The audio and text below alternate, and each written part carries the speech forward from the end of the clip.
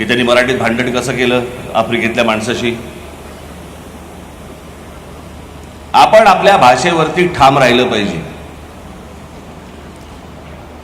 जग त्याच्यानंतरच तुम्हाला दाद देतात. जशी फ्रेंच माणसं आहेत, जशी इतर देशांमधली माणसं आहेत, ते आपल्या देशाशी आपल्या स्वतःच्या भाषेबरोबर इतके प्रामाणिक असतात की तुम्हाला त्यांचा अभिमान वाटायला लागतो. अरे की स्वतःच्या भाषेची केवढी प्रामाणिक आहेत. आपल्या देशात आहेत की.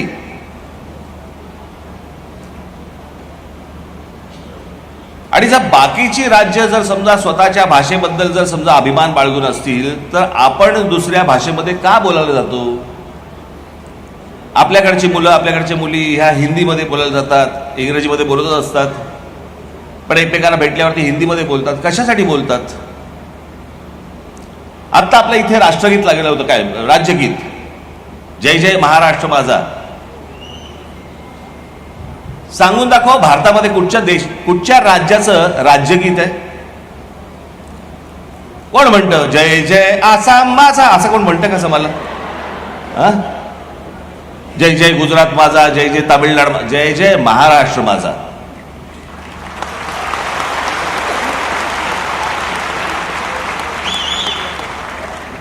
पहिली गोष्ट आपण लक्षात घेतली पाहिजे की आजपर्यंत या भूप्रदेशावरती, ज्याला मी नेहमी सांगत आलो की हिंद प्रांत, कारण हा देश हिंदुस्थान भारत जो काय आहे हा 1947 साली झाला. पण या संपूर्ण हिंद प्रांतावरती जी आक्रमणं झाली ती सगळी बाहेरून आली आहेत. या हिंद प्रांतावरती जर कोणी राज्य केलं असेल 125 वर्ष, या भागातल्या लोकांनी ते फक्त मराठ्यांनी केलं.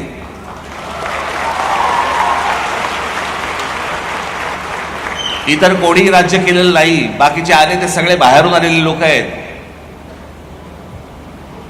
आणि ज्यांनी राज्य केलं, जे राज्यकर्ते होते, ज्या राज्याची जी भाषा आहे ती भाषा आपण वृद्धिंगत नाही करायची, मग काय करायचं. मगाशी उदयजी सामंत यांनी सांगितलं की मराठी भाषेसाठी म्हणून मी जे सांगित ते त्याला त्या गोष्टीला ते मदत करतील. उदयजी, आपण जे आम्ही सांगू त्या गोष्टीला आपण मदत करायलाच अशी अपेक्षा आहे. जे आम्ही करू त्यालाही आपण पाठिंबा द्यावा अशी आमची विनंती आहे.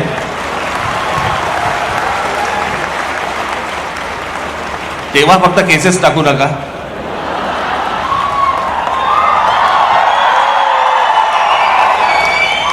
आतापर्यंतचा अनुभव सांगितला आपला, बाकी काही नाही. काय जे करतोय ते महाराष्ट्रासाठी करतोय, जे मराठी भाषेसाठी करतोय, आमच्या परीने करतोय. तुमची बौद्धिक मशागत करण्यासाठी ही सर्व मंडळी बसलेली आहेत तिथे. मोरे साहेब बसलेले आहेत, बाकीची सगळी मंडळी बसलेली आहेत. आमच्या सदानंदराव मोरेंची व्याख्यानं तुम्ही युट्यूबवरती ऐका. ती ऐकल्यानंतर तुमच्या लक्षात येईल आपण मराठी आहोत म्हणजे काय आहोत.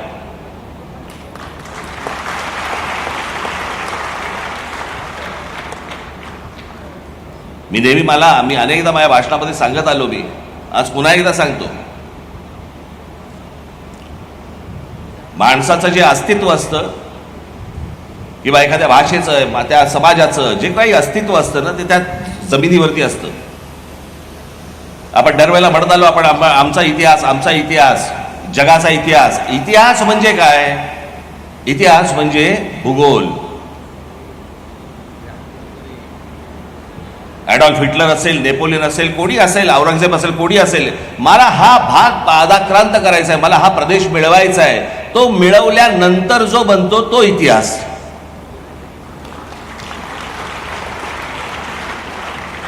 तुम्ही इतिहास काढून बघा. सगळा इतिहास काढल्यानंतर तुमच्या लक्षात येईल की आपण कशाला इतिहास म्हणतो आहोत. आणि ती एकदा जमीन तुमच्या पायाखालनं जर सरकली, तुमचं अस्तित्वच राहत नाही. त्याच्यामुळे भूगोलाशिवाय इतिहास नाही.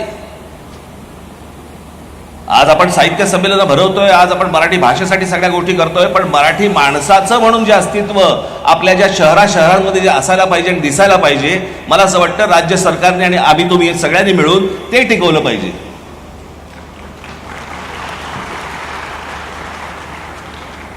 नुसत्याच फक्त प्रगतीच्या नावावरती जर आमच्याकडच्या जमिनी फक्त जाणार असतील आणि आमचीच लोक जर समजा आमच्याच राज्यामध्ये बेघर होणार असतील, मला असं वाटतं त्याला विकास नाही म्हणत, तो विकास नसतो. आपलं अस्तित्व पुसण्याचा तो एक प्रकारचा डाव असतो. मला असं वाटतं ती गोष्ट प्रत्येकाने समजून घेतली पाहिजे की आपण नेमकं काय करतो आहोत. प्रत्येकाने ही गोष्ट जपली पाहिजे की माझ्या इकडे एखादी एवढी समजा 5,000 एकर जमीन एखाद्या कंपनीने विकत घेतली. कंपनीने विकत घेतलीचा अर्थ काय की त्या 5,000 एकर मधली सगळी कुटुंब गेली बाहेर. कुठे गेली, काय गेली माहिती नाही. जर समजा आपण ह्या गोष्टी जर जपल्या नाहीत, आपण आपलंच राज्य जर जपलं नाही, मला सगळ्या करायच्या, मला आज काय कुठचं तुम्हाला कॉन्ट्रोवर्शियल किंवा असल्या प्रकारची गोष्ट सांगायची नाही, पण मला असं वाटतं की साहित्य इतिहासातनं काही आपण बोध घेणार नसू, इतिहास न वाचलेला बरा.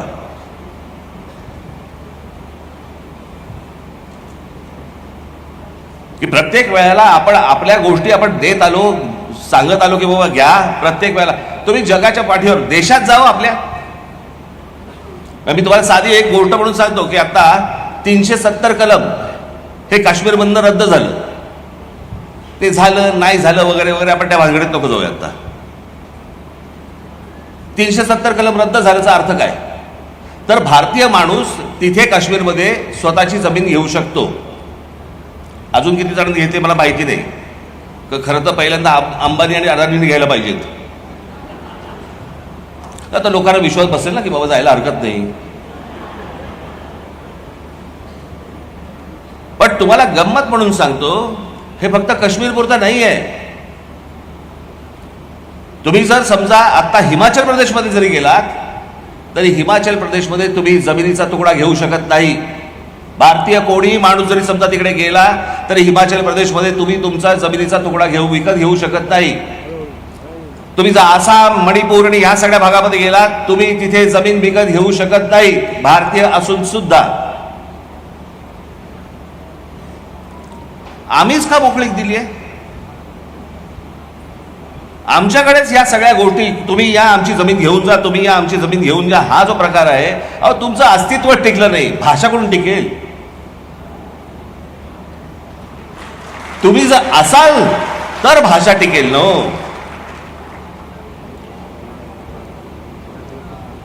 माझी उदयजी सावंत यांना विनंती आहे की मराठी भाषेबरोबरच मला असं वाटतं राज्य सरकारने आपल्या मराठी माणसाचं अस्तित्व देखील तसंच टिकवलं पाहिजे.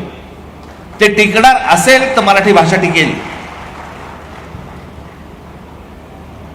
उद्या जर ही अशी साहित्य संमेलन किंवा हे संमेलन आपण हे पुस्तक प्रदर्शनं भरवली आहेत, ही पुस्तक प्रदर्शनं, ही पुस्तकं आपण मुलांनी, नवीन येणाऱ्या मुलांनी वाचली पाहिजेत. मला असं वाटतं प्रत्येक गोष्टीमध्ये आपण जशी काट टाकतोय तशी साहित्यामध्ये देखील काट टाकली पाहिजे. आज माझी सगळ्या साहित्यिकांना माझी विनंती आहे,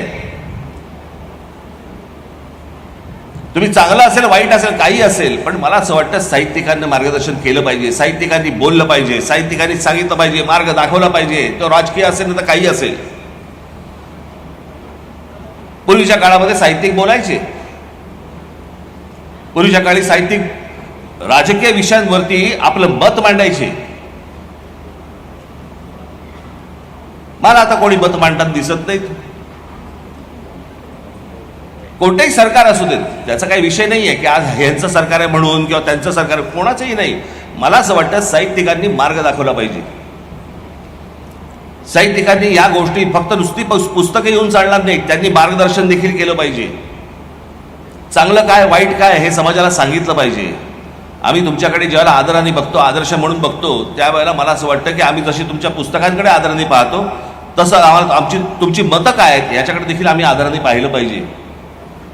जेव्हा साहित्यिक बोलायला लागतील तेव्हा माणसं ऐकायला लागतील. कोण साहित्यिक बोलतोय हे ऐकल्यावरती मला असं वाटतं त्यांची पुस्तकंही वाचायला घेतील. कारण नुसतीच काही पुस्तकं वाचली जाणार नाही आहेत. आज हळूहळू साहित्यामधले हे सगळे पुस्तक वाचनच मुळात कमी झालेलं आहे. कारण जे काय येते ते व्हॉट्सअपवर येते. आम्ही पाहतही नाही होते खरं आहे का खोटं आहे का काय आहे. मग परवा कोणी काही औषधं पण सांगायला लागले हो. आता घराघरात डॉक्टर झालेत. एक वेलदोडा घे, त्याच्यामध्ये थोडीशी हळद घाल, त्याच्यामध्ये थोडीशी एक वेलची घाल आणि माशाच्या लघवीचे थोडे 2 थेंब टाक. कोणी आणायचं माशाच्या लघवीचा थेंब? तो पाण्यात करणार, मोदक बघायचा कुठून जाऊन? हे असले ह्यांचे व्हॉट्सॲप. आज जे मला असं वाटतं, जे तुम्हाला प्रबोधन जे होईल ते मला असं वाटतं पुस्तकातनंच होईल. प्रत्येक मराठी मुलांनी, मुलींनी, तरुणींनी, तरुणांनी, सर्वांनी मला असं वाटतं पुस्तक, साहित्य हे वाचलं पाहिजे. त्यातनं आपण बोध घेतला पाहिजे. आंधळेपणाने कोणाच्याही मागे न लागता खरंच काय नक्की झालंय, काय कुठच्या गोष्टी आतापर्यंत होऊन गेलेल्या आहेत, आपला इतिहास काय आहे नेमका, मला असं वाटतं हे प्रबोधन तुमचं होणं गरजेचं आहे. त्याच्यासाठी तुम्ही वाचणं गरजेचं आहे. आज या प्रकारचं जे संमेलन आज भरवलं गेलेलं आहे, या संमेलनामधनं ज्यावेळेला तुम्ही उठाल त्यावेळेला किमान तुम्ही 10 लोकांना तरी सांगितलं पाहिजे की जाऊन पुस्तक बघून ये आणि घेऊन ये. या पुस्तकांचा जेवढा प्रचार होईल, त्या पुस्तकातनं त्याच्या ज्ञानाचा जेवढा प्रचार होईल, मला असं वाटतं तो प्रत्येक मराठी माणसाच्या घरामध्ये गेला पाहिजे. तुम्ही तुमची भाषा जपली पाहिजे, मराठीचं अस्तित्व राहिलं पाहिजे. ते जर पुसणार असेल तर मला असं वाटतं असल्या संमेलनाला काही अर्थ उरत नाही. महाराष्ट्रामधल्या प्रत्येक माझ्या मराठी बांधवाला, भगिनींना, मातांना माझी विनंती आहे, जिथे जिथे म्हणून तुम्हाला महाराष्ट्र, मराठी भाषा जिथे जिथे तुम्हाला जपता येईल त्या ठिकाणी तुम्ही ती जपली पाहिजे. तरच हे वाढेल, मोठं होईल, घडेल, तरच जग आपली दखल घेईल. एवढं आपण सर्वांनी लक्षात घेतलं पाहिजे. मी इथे काही सल्ला द्यायला उभा नाही आहे इथे, परंतु आज मराठीसाठी म्हणून आम्ही आमच्या बाजूने काम करत असतो, सरकारच्या बाजूने काम करत असतो. पण माझे मित्र रितेश देशमुख हे येत्या पुढच्या काळामध्ये छत्रपती शिवाजी महाराजांवरती एक प्रचंड मोठा चित्रपट आज ते निर्माण करत आहेत.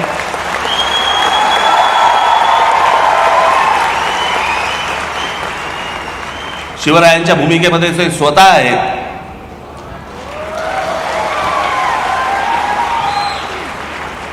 आत्ताच मला असं वाटतं खूप मोठा एक चित्रपट आमच्या संभाजी राजांवरती येतोय.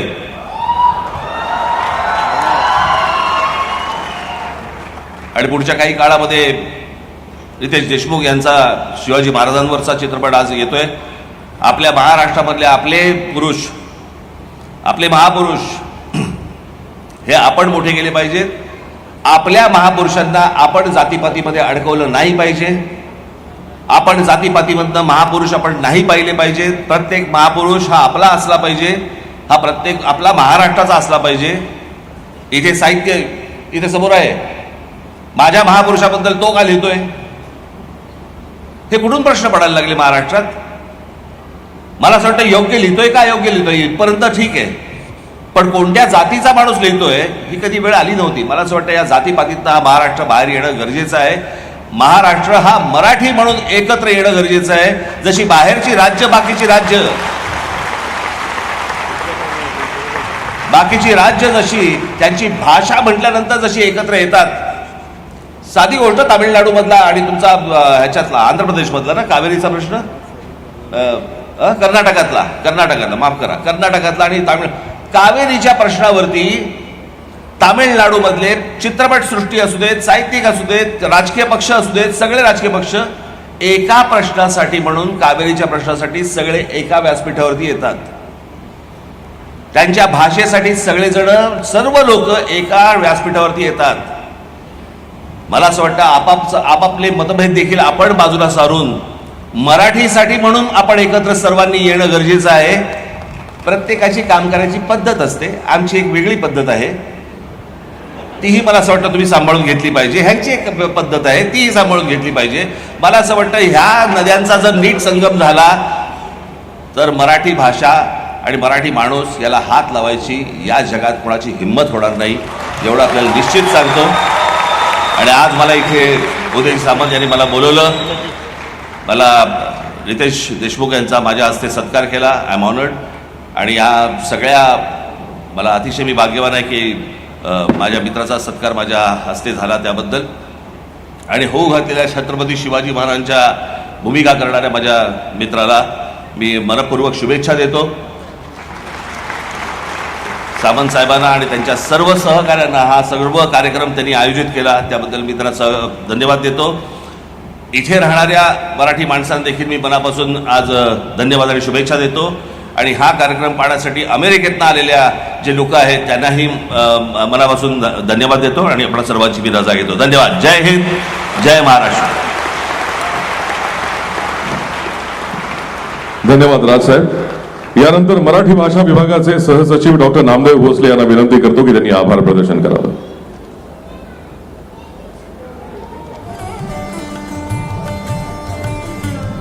हे मराठी मनातील एक उच्च स्थान असलेलं राजसाहेब यांनी आज आपला वेळ दिला आणि मराठी माणसाबद्दल आणि मराठी बस असलेली तळमळ त्याच्या दिवशी तर खूप खूप धन्यवाद सर.